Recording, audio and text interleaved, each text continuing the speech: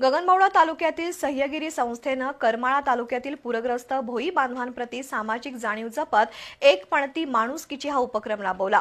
संस्थेच्या पदाधिकारी आणि कार्यकर्त्यांनी पूरग्रस्तांसोबत दिवाळी साजरी करत त्यांच्या चेहऱ्यावर आनंद फुलवला। सह्यागिरी परिवार दरवर्षी वंचित दुर्बल घटकांसाठी एक पणती माणुसकीची उपक्रम राबवतो। यंदा या उपक्रमाचं 7वं वर्ष होतं।